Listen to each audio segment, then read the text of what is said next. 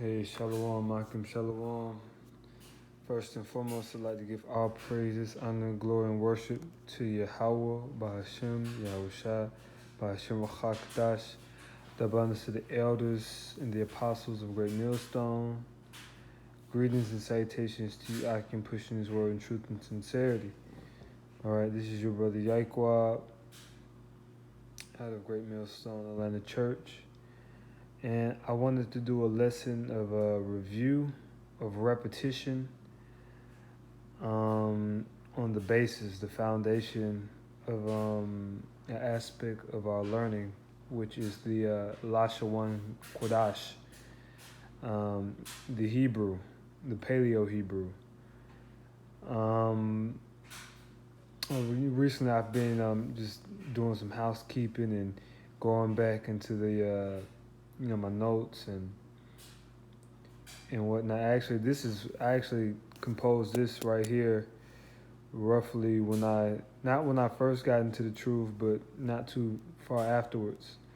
This is at the beginning of this notebook that I have, which this notebook is completely full now. But what I want to do is basically go through the Hebrew alphabet and show you because every symbol in the Hebrew, in the Paleo Hebrew alphabet, has the symbol, the symbol or the letter comes from an actual word, not the word from a letter, if that makes sense. And we're going to dive into it. Now, this must be understood. The all Semitic people, okay, we all spoke, and even a lot of, really, everybody of that Arabian, of that what quote unquote Middle Eastern peninsula, that geographical area, really spoke some form of Hebrew in the ancient world. You have the Aramaic, which was spoken by the children of Aram, which are the Chaldeans. They spoke a dialect of Hebrew because they come from Shem. They come from Shem as well. You had the Edomites spoke a dialect of Hebrew. Of course, the Israelites. The Phoenicians as well. The Phoenicians, when you study the phonetics, and that's actually where that term phonetic actually comes from. But when you study the phonetics of the Phoenician dialect and their more so their not necessarily not their dialect, but their writing, their phonetics of their language is basically the same thing as the Lashawan Kodash. But a point that I wanted to make was, I don't mean to rant, is that what we have here, the Paleo Hebrew, it's more so it's a drafted form of the a more of an archaic symbol archaic language, which was still the dialect of Hebrew, but before the Paleo symbols, there was the symbolism was more grafted towards the word that you're going to see that's being described. It looked more like for instance, it's hard to explain without me showing you, and you can look it up. All right, so right here, the first word is alaf. All right, excuse me, alap. All right, which means cattle. All right, and you see it gets that from the gets that you have the horns and then the head. Now, before it would look like this, it looked more like let me see, I'm gonna write it. Try to write it. I'm not too good at writing in that type of. Here we go. Before it looked like that, it looked like that, and that's really a lesson for another time. the Hebrew that we dealt with the Abrahamic, the Mosaic, the Messianic Hebrew was in this format right here, the Paleo Hebrew. But that is a relevant point that I'm making, and definitely brothers should do diligence to look into that. And that's really where these symbols actually come from, because the Paleo Hebrew that we have here is a drafted form of a more of an archaic symbolism of the Hebrew. But anyway, all right. So this is Allah, which means cattle, and that's where that symbol comes from, because it's the head of a cow, or some type of bison. All right. Right here, the second one is Ba, which comes from Bayath, which means house or tent. So right here, if you can see, basically, this is like the head of the tent where you will walk in, that triangle, and this is the body of the tent. All right. Ga is Gamal, which means camel, and this would be like the hunch of the camel's back. That's where that comes from. All right. Da, which is Dalath, which means door, and as I said, like the tent, because before people were dwelling in palaces, they were dwelling in tents. So right here would be like the tent, the door of the tent. So right here we have Ha, which is basically Ha, the same thing, which means to reveal. And it's basically like your fingers being put before your face, which is like a glimpse of the face, or a glimpse of what you're seeing, or maybe, for instance, like blinds. You can compare it to blinds, like when you open the blinds and you're revealing something. You can see something on the other side. All right, next one is Wawa. The Wa comes from Wawa, which basically means secure or tent peg. The symbol Wa comes from basically a tent peg, which basically what it holds down a tent.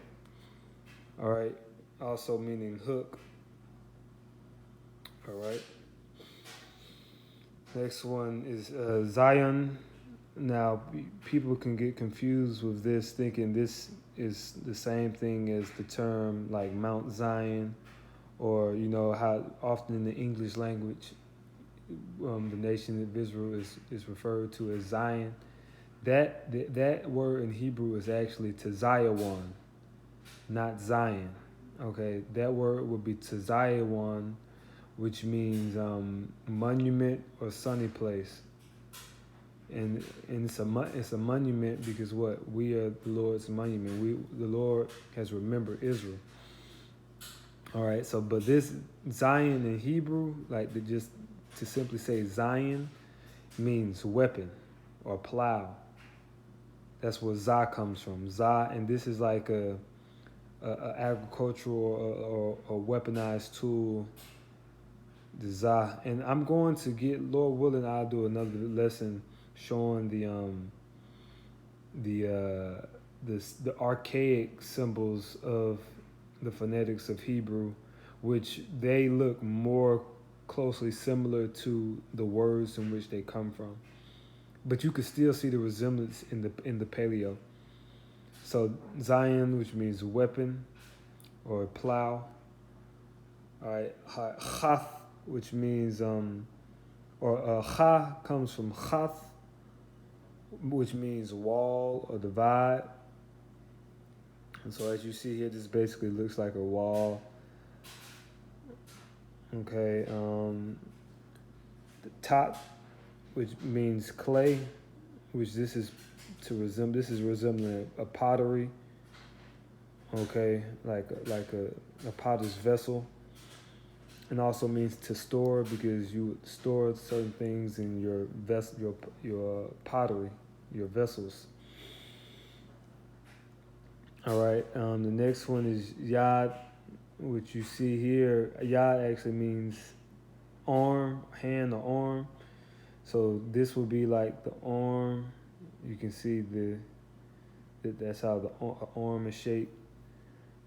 Okay, so that's where Yah comes from. It comes from the Hebrew word Yad. Okay. Next word is Kop, or the Ka comes from Kop, which means palm or like palm of hand. And if you see here, like the palm of my hand, if I don't know if you can see it, like basically the palm, like the creases of my hand, that's where that comes from. The Kop, right here. All right. Next we have La, which comes from Lamad, which means staff, because you see that La is like a staff, and when you see it in the Phoenician, because the Phoenician really looks just like the Paleo too. It looks more like this, if I'm drawing it right, which makes it look more like a staff or something for somebody to lean on.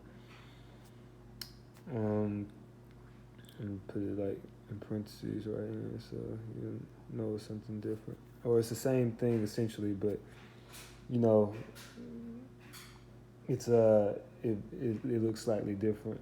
So basically, that's where that La comes from. Let's see here. Mayam, which means water or sea. It also can mean chaos, because of course waves are, can be chaotic. But Mayam, because as you see here, this is like a wave. That Ma is like, it's like water. If you can receive it, that's where the Ma comes from. Mayam comes from. All right, next one is Nun, which means seed or sprout. And if you see it in the archaic, I call it the archaic Hebrew, which is basically the symbolism, the phonetics of Hebrew before it was drafted into the Paleo. It looks like this.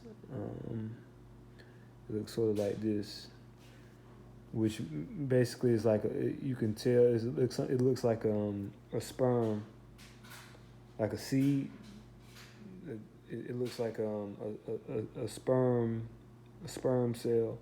That's how they write it. They draw in this is drafted from that, and that's how the archaic, or the what came before the old Hebrew or the Paleo Hebrew. Okay, now keep in mind we already were speaking the Hebrew. Abraham spoke it in the Ur of Chaldees. He spoke Hebrew, but the actual way he formatted the written alphabet and the written language was drafted from an older form of Hebrew. All right. So we have here is Samak, which means support, and this is basically like or Sa, which is Samak, which means support. All right, and this basically is like holding up a flag or a banner. That's where that comes from. It's like a pole holding up a flag or a banner, support. All right, let's see here. We're almost done. All right, so next one is Ayan, which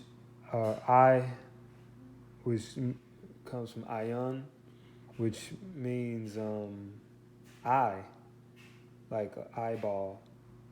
So in the original symbolism of it, they drew it like this, which is like basically an eyeball. All right, Pa, which is comes from Pa, which means mouth. So this is like a mouth, like somebody's mouth.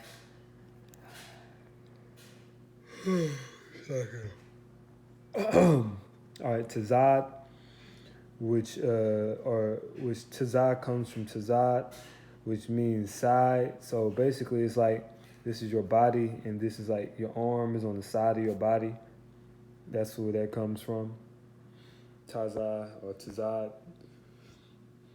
Okay, qua comes from quap, which means horizon or circle. All right, so it really going into horizon more so because you gotta. So for instance, like this is like the sun, and you see how it's cut off. It's basically cut off because it's like at the horizon of the earth. It's parallel to like that angle of the earth for it not to be fully showing. So quap, which means horizon, that's where qua comes from. All right. Ra'ash, Ra comes from Ra'ash, which means head, and it derives from a symbol that looks like this. Let me see if I'm trying to draw it right. It looks more like it looks like this, which basically looks like somebody's head and their neck. That's where this comes from. It comes from this right here.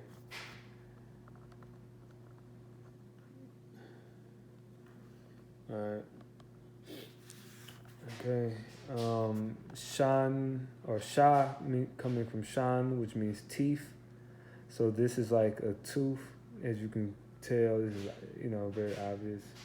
This is symbolic of a tooth. Okay, or teeth. And last but not least is tha, which comes from tawa. Right, and tawa basically essentially means sign or mark. So like you've heard the term X marks the spot. It's an X. That's where the tha symbol is an X essentially. And basically, yeah, it's like it's a signet point. It's a mark.